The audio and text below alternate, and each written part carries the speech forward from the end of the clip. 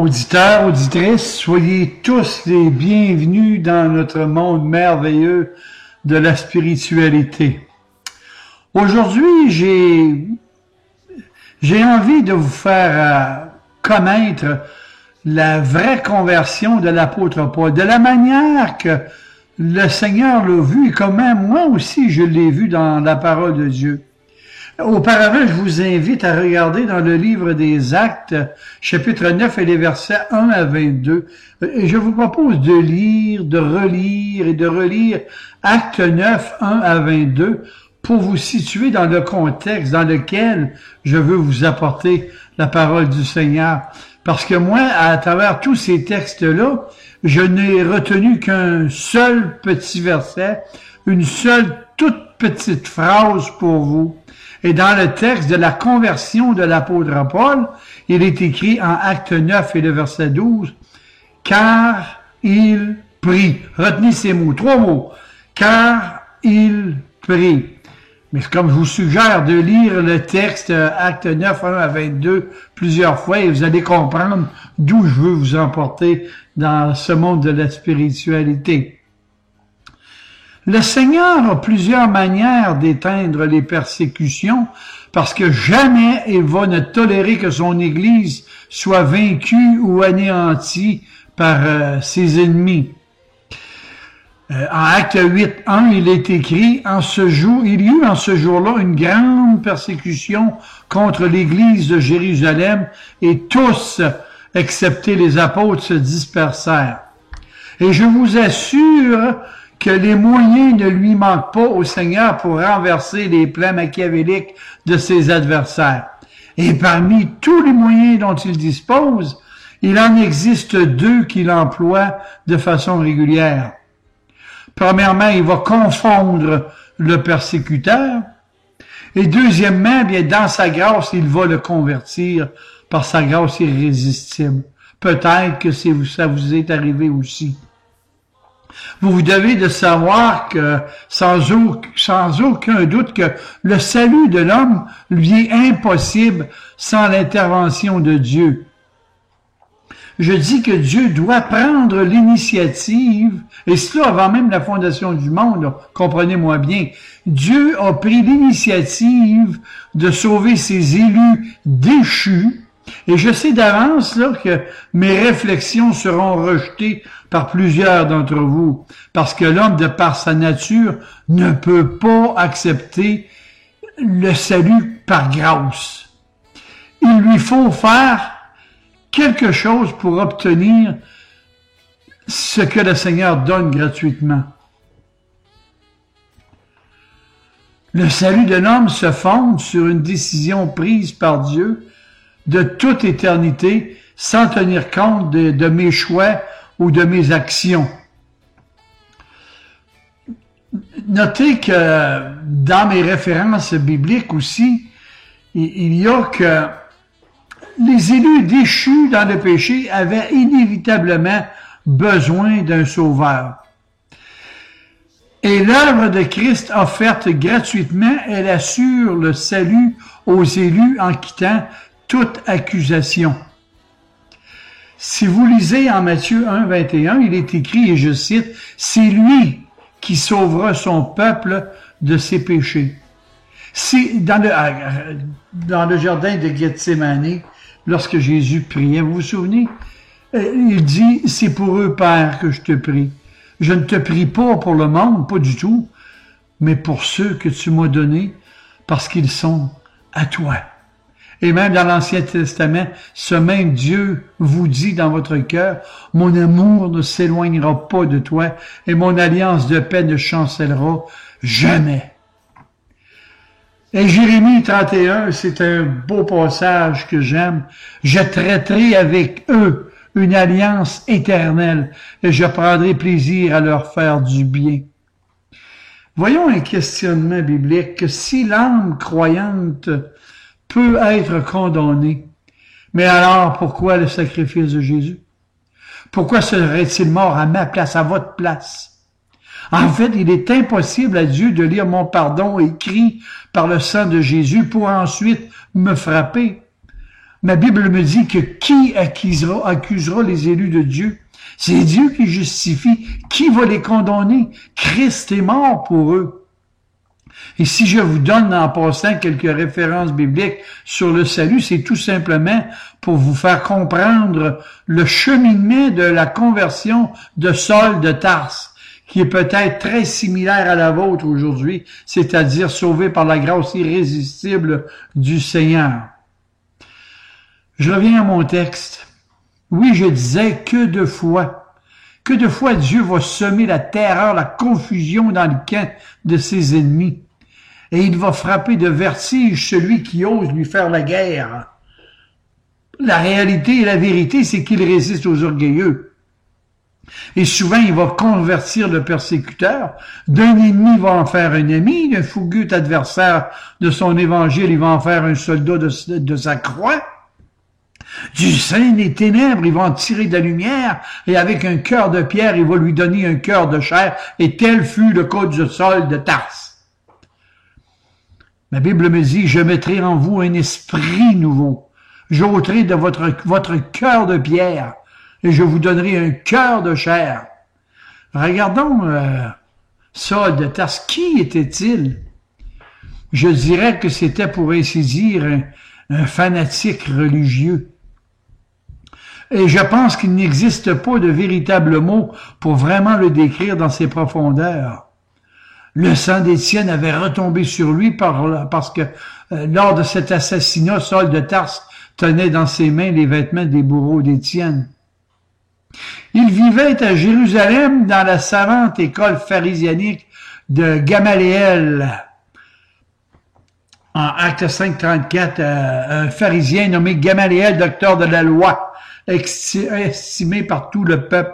Et j'ajouterais qu'assez souvent, Paul se trouvait en contact avec les disciples de l'homme de Nazareth, de Jésus, si vous aimez mieux. Et s'il les croisait dans les rues de la ville, il les provoquait en les insultant. Et un jour, il obtint contre eux des mandats d'arrestation contre eux pour les mettre en prison afin d'éliminer à tout jamais cette doctrine dont je vous ai parlé dans mon introduction. Le salut par grâce. Et maintenant, le voilà pareil à une bête féroce qui a goûté le sang. Le jeune pharisien ne respire plus que le carnage et le massacre, et dans sa fureur et sa haine, il part pour Damas afin de couronner son entreprise diabolique, avec le mandat d'arrêter les partisans de cette nouvelle doctrine. Ce projet, c'est d'arrêter toutes les personnes qui se proclament être des chrétiens et qui résident dans sa ville natale. Il va les emmener enchaînés à Jérusalem et ainsi il va apaiser, pour ainsi dire, sa soif sanguinaire qui le dévore en leur faisant subir le châtiment que mérite leur hérésie. Mais dans ce cheminement, nous voyons dans mon texte la puissance de la grâce irrésistible de Dieu. Lequel d'entre vous ne connaît pas Romains 8 ou Romains 9? Romains 9, 15 à 16. Dieu fait miséricorde à qui il veut. Il a compassion de qui il a compassion. Donc, Dieu, il sauve qui il veut, comme il veut et quand il veut. Et nous n'avons pas à s'ingérer dans l'œuvre du Saint-Esprit. Combien de fois on entend dire, lui est sauvé, lui il l'est pas, un tel ça s'en vient, lui je suis pas certain. Écoutez, ne faites pas de l'ingérence dans l'œuvre de Dieu. Jésus arrête de se forcener dans sa course folle. Christ le rencontre, il le terrasse, il le désarçonne de son cheval et lui adresse cette question. Saul, pourquoi me persécutes-tu? Pourquoi me persécutes-tu? Et dans l'Ancien Testament, Zacharie 2:8 dit, celui qui touche la prunelle de vos yeux touche à ma prunelle, dit le Seigneur. Et nous voyons à la suite de ce dialogue avec Paul, ce généreux sauveur-là lui ôte son cœur de pierre et le remplace par un nouveau cœur, un esprit droit. Et notez que c'est Dieu lui-même qui change ses idées, ses projets et qui le conduit à Damas. Et là, il va le tenir prosterné à ses pieds pendant 3 jours d'obscurité par rapport qu'il avait perdu la vue. Et ainsi, Dieu va parler à son âme. C'est pourquoi je veux t'attirer dans le désert pour pouvoir parler à ton cœur. Osée 2,16. Et bien souvent, frères et sœurs en Christ, le Seigneur va vous emmener lui-même dans des situations difficiles, dans le désert de votre propre cœur afin de vous parler. Il désire être seul avec vous et c'est ce qui est arrivé à Saul de Tarse. Et lorsque le futur apôtre des gentils, des païens, si vous aimez mieux, il sort de sa longue extase, un peu comme notre ami Jonas, dans ma détresse, j'ai invoqué le Seigneur. Et il m'a exaucé, et du sein du séjour des morts, j'ai crié, et il a entendu ma voix. C'est-à-dire que Saul de Tarse, il commence à prier, et dès ce moment, Jésus apparaît en vision à Ananias, et lui dit, lève-toi, va dans la rue qu'on appelle la droite, et cherche dans la maison de Judas un nommé Saul de Tarse, car il prie. J'espère que vous avez lu les textes avant d'écouter ce que je vous dis. Hein? Lève-toi, va dans la rue qu'on appelle la droite et cherche dans la maison de Judas un nommé Saul de Tarse, car il prie. Auditeurs, auditrices, voilà l'argument que Dieu s'est servi pour convaincre Ananias, car il prie. Écoutez-moi, je vous dis que si vous désirez devenir des passionnés des Saintes Écritures, il y a deux moyens que je peux vous suggérer. Premièrement, d'user vos genoux par la prière. Et deuxièmement, de chercher toujours les petits détails par la méditation qui bien souvent nous échappent à la première lecture de la parole. En fait, c'est Jésus qui nous recommande cette méthode, pas moi. L'essentiel avant tout est d'avoir un esprit de prière et de communion avec votre Papa Céleste. Et j'attire votre attention sur quelques petits détails que le Saint-Esprit a employés dans mon texte, que vous avez lu, j'espère. Cet événement surnaturel était connu de Dieu lui-même. Saul fut conduit sous l'influence de l'Esprit de Dieu et du moment précis d'où il commence à prier, Dieu écoute son cœur. N'êtes-vous pas frappé en quelque part, mes bien-aimés, de ces détails si minutieux de ces textes sacrés? Regardez bien, Jésus connaît la rue où il loge, la droite. Il connaît la maison où il habite, la maison de Judas. Il connaît même son nom. Il connaît son origine, la ville de Tarse en Syrie. Et de plus, il sait qu'il est en prière car il prie. Et moi, ce qui me fascine le plus, c'est de voir Dieu s'occuper si minutieusement de l'âme qui s'approche de lui. En quelque part, il est évident que c'est toujours Dieu qui fait les premiers pas pour chercher les brebis perdues. Ma parole me dit, mais maintenant que vous avez connu Dieu, et là l'apôtre se reprend, ou plutôt que vous avez été connus de Dieu. Galates 4,9. Oh, il se peut que les bruits de guerre, les batailles, le tumulte de ce monde laissent Dieu indifférent. Il ne prête pas son oreille aux bruyantes fanfares de la musique de guerre des hommes, et de plus, il détourne ses yeux de la gloire des hommes. Mais partout sur la terre, lorsque Dieu attire ses enfants par sa grâce irrésistible et les dirige vers le Seigneur Jésus, c'est là qu'il prête l'oreille. C'est lorsqu'il voit des lèvres tremblantes murmurer une prière, et c'est là qu'il inscrit les prières de cette âme repentante dans son grand livre de vie. En fait, c'était écrit dans le ciel. Hein? Il est écrit, il n'entrera dans mon royaume que ceux dont leurs noms sont écrits dans le livre de vie, celui de l'agneau de Dieu. La Bible n'en parle pas, mais je suis presque certain que lorsque le visage de Jésus a tressailli de joie à la conversion de l'apôtre Paul, surtout lorsqu'il a dit à Ananias, dans un certain sens, « J'ai gagné le cœur de mon ennemi. J'ai sauvé mon persécuteur. » Jésus avait plus de joie pour cette brebis perdue et retrouvée que pour les 99 autres qui ne sont pas égarés. Mais j'irai encore plus loin en vous disant que Jésus n'était pas le seul à se réjouir. Il y avait dans le ciel une joie indescriptible sur les anges de Dieu pour un seul pécheur qui se repent. Il se peut qu'il y ait dans le ciel aussi d'autres esprits qui se réjouissent, c'est-à-dire ceux des justes arrivés à l'entière sanctification et à la glorification. Je parle de ceux qui nous ont aimés ici-bas et qui nous ont devancés dans l'éternel repos de Dieu de toute grâce. Le Dieu de toute grâce qui vous a appelés en Jésus-Christ à sa gloire éternelle. J'imagine voir Ananias élevant les mains vers le ciel et de dire avec stupéfaction, « Seigneur, est-ce possible? Saul de Tarse est en prière, franchement, c'est le dernier homme sur la terre que je verrai converti. Est-ce que c'est une blague, Seigneur? » Auditeurs, auditrices, n'oubliez jamais que Dieu, dans sa souveraineté, il sélectionne, il rachète, il sauve, il choisit lui-même ses élus déchus. Hein? C'est son droit absolu dans sa grâce et sa souveraineté. Vous savez, au début de ma conversion, j'ai eu beaucoup de difficultés avec cette doctrine biblique, à cause de mon ignorance, évidemment. Je croyais, ou plutôt on m'avait fait croire que si j'acceptais le Seigneur dans mon cœur, j'étais sauvé, comme si c'était moi qui accorderais cette faveur à Dieu. La réalité et la vérité, sachez que c'est Dieu qui m'a aimé le premier. C'est toujours ce même Dieu de l'Ancien Testament qui a toujours fait grâce à tous ses élus déchus.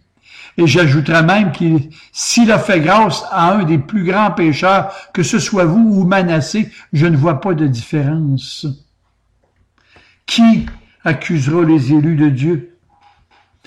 Oui, elle est étonnante, elle est merveilleuse, la conversion de l'apôtre Paul, mais l'est-elle plus que tous les autres, y compris peut-être la vôtre? Prenez exemple du brigand à la croix du Calvaire. Je dirais un chômeur de la dernière heure qui reçoit du ciel l'aide sociale du Seigneur. J'ai un sermon là-dessus dans le site, vous pouvez le voir, je pense que c'est le numéro 12.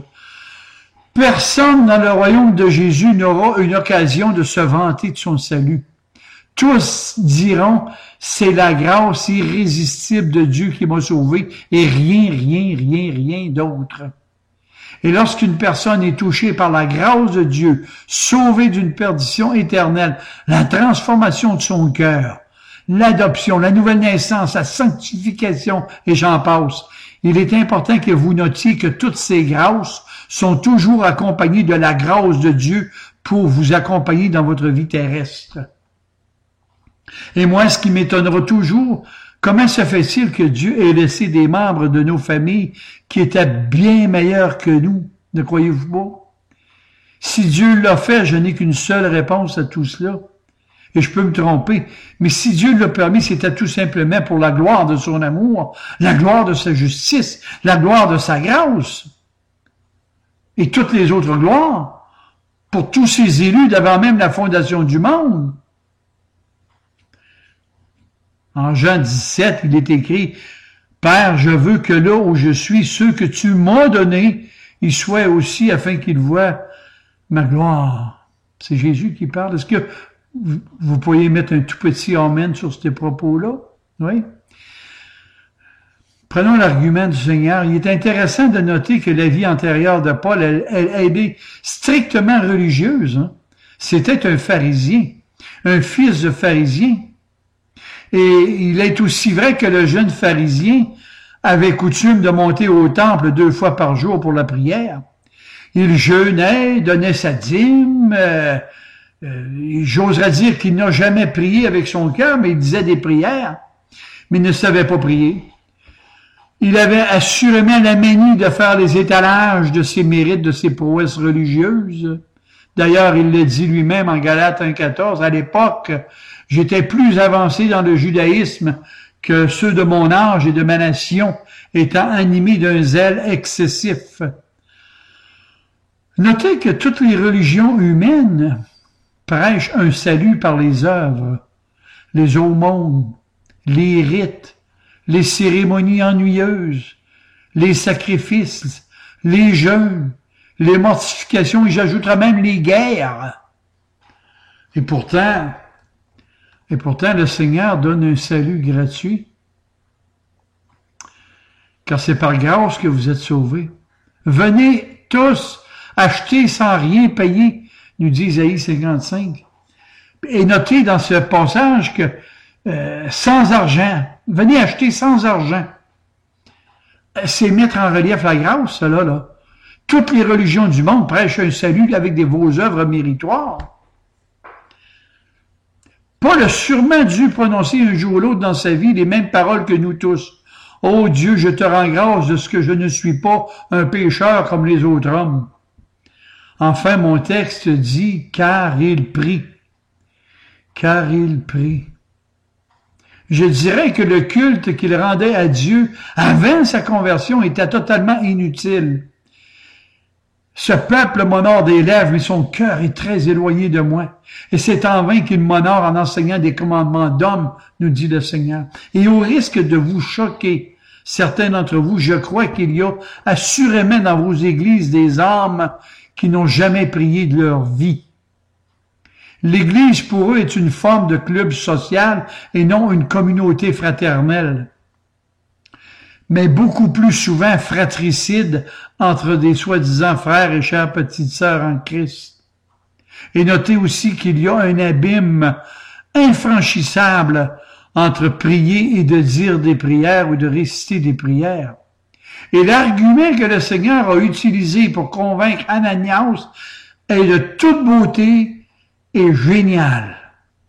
C'est certain que la mission que le Seigneur donnait à Ananias proposait quelques inquiétudes pour sa sécurité, parce qu'il lui semblait qu'il se jetterait dans la gueule du lion. Il se disait sûrement qu'étant un disciple de Christ, il serait mis en prison. Mais voilà que le Seigneur lui dit, « car il prie. » Cela suffit, Seigneur. Si Paul prie, je n'ai rien à craindre. Vous savez, même souvent, un employeur païen et incrédule aime à avoir à son service un employé pieux tout en méprisant la religion.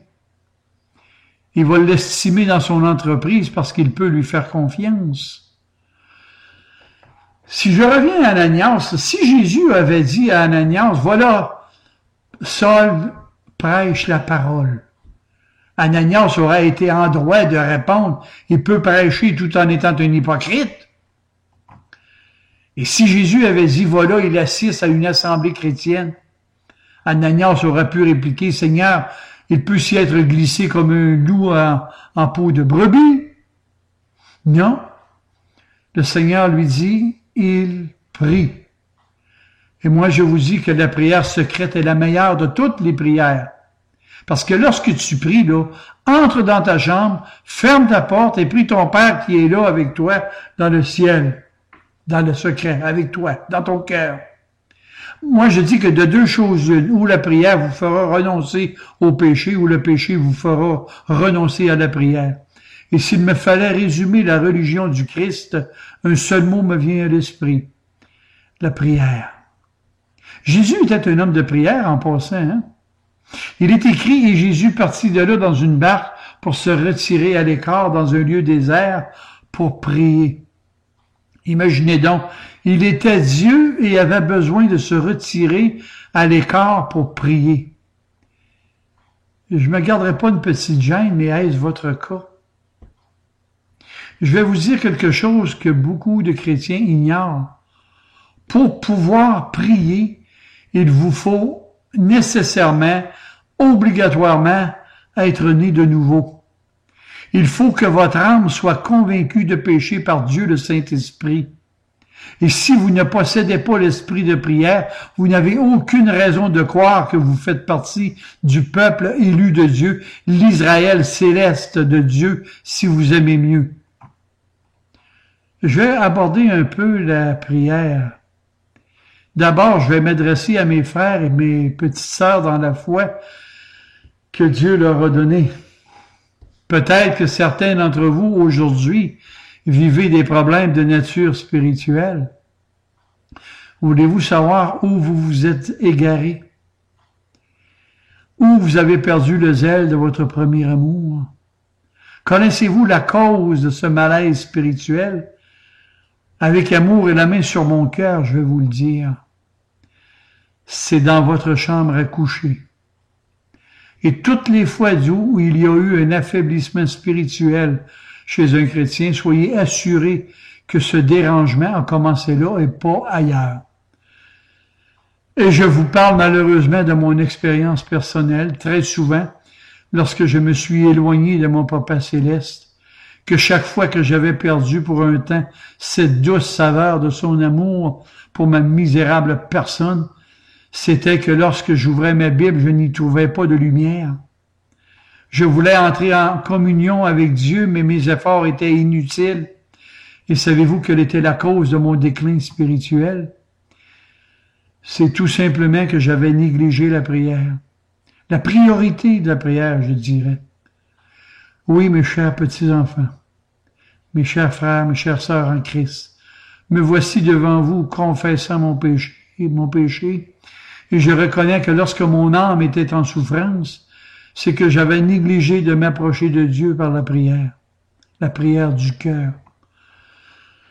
Le Saint-Esprit nous dit prier sans cesse. Prier sans cesse. Pourquoi? Parce que c'est le minimum que Dieu nous demande. Tu aimeras le Seigneur ton Dieu de toutes les puissances de ton être. Engage tes amis avec toi pour prier, et même si tu es seul, établis dans ta chambre à coucher une assemblée de prière, et si l'on te demande combien étiez-vous, répondez sans hésiter, nous étions 4, il y avait Dieu le Père, Dieu le Fils, Dieu le Saint-Esprit et moi, et nous avons joui ensemble d'une riche et intime communion. Vous savez, tous les jours, avec mon épouse, nous prions pour que le Seigneur nous éveille davantage à user nos genoux pour pouvoir grandir spirituellement. Écrivez donc vos prières afin de ne rien oublier. Abandonnez-vous au travers les louanges, l'adoration, les cantiques spirituels, la méditation. Et peut-être vous avez des péchés à confesser à votre Papa du ciel, sans oublier l'intercession, les supplications et surtout les remerciements de lui rendre grâce pour tout. Tu adoreras le Seigneur ton Dieu de tout ton cœur, toute ton âme, toute ta force et toutes tes pensées, toutes les puissances de ton être. En résumé, voici ce que je veux vous dire. Si vous possédez le désir de prier, vous avez une des preuves que vous êtes un enfant du Seigneur. Et moins vous priez, mais plus vous avez de raisons de mettre en doute votre christianisme.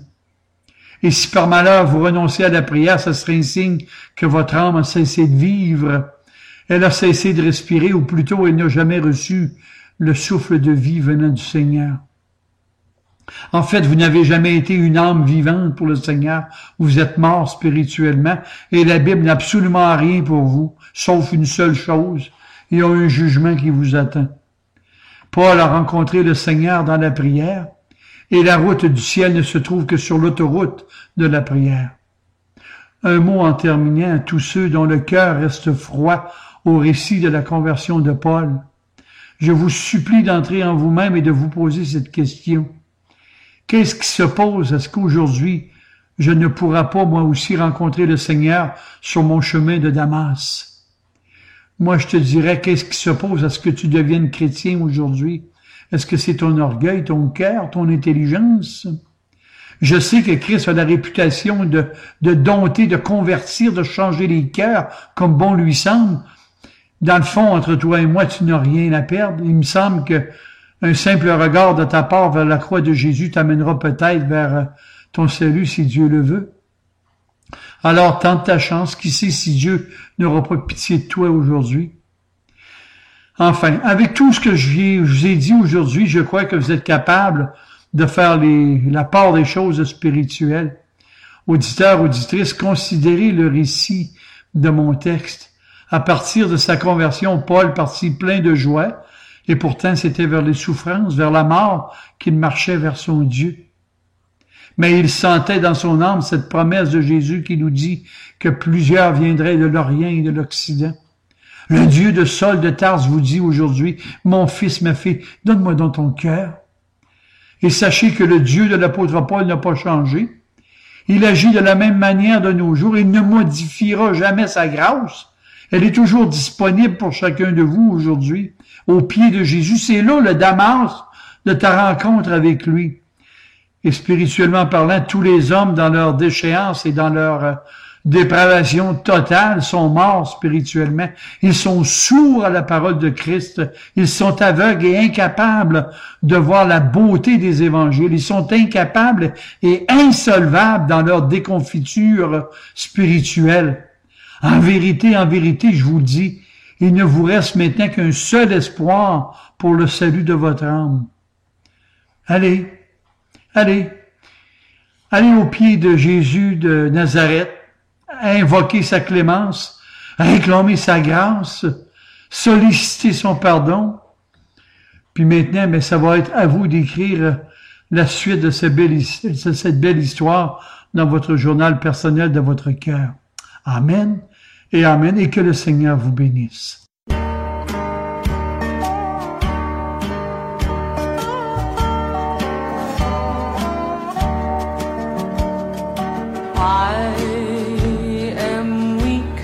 But thou art strong. Jesus, keep me from all wrong. I'll be satisfied as long as I walk. Let me walk close to thee. Just a closer walk with thee. Just a closer walk. Granted, Jesus is my plea. Just a closer walk. Daily walking close to thee. Let it be, dear Lord, let it be. And when my feeble life is o'er, and time for me will be no more, guide me gently, safely, oh, to thy kingdom shore, to thy shore. Just a closer walk with thee.